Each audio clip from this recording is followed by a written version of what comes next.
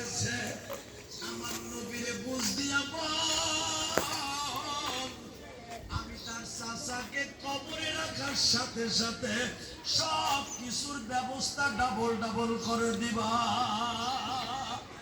এ ভাইরা এখন একটা আওয়াজ দিবা, যারা ইসলামের জন্য জীবন দিবা তাদের সেনা প্রধান হবে একমাত্র হযরতে হামজা।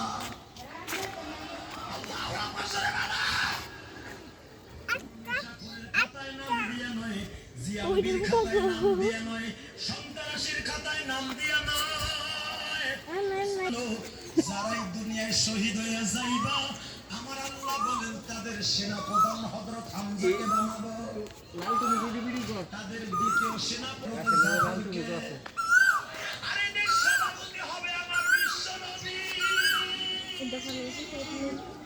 এ যুবক ভাইরা আমি তোমাদের দুটা পাও ধরে বলে যাই, এই জমিনে যারাই আমার নবীরে গালি দিবে ওদের রাস্তা নাই। কথা বলেন না কেন? আল্লাহু আকবার বলে মুসলমান। হামজার লাশটাকে আমার নবী নিজে দাফন করলেন। আরো বলেন মাজানরে যখন হামজাকে নিজে দাফন করলেন আমার নবী কবরের এক মুষ্টি মাটি হাতে নিয়ে কয়, এ কবরের মাটি আমার যেই চাচা আমারে ঘাড়ে করে মক্কায় মক্কায় হাঁটতো, অলিতে গলিতে হাঁটতো, আমার ঘুম না আসলে কারাগারের দরজার সামনে যায় আস্তে আস্তে করে আমার কানে কানে বলতো, বাতিজান আমি তোমার চাচা লাগি, আমি তোমার বাপ লাগি, আমি তোমার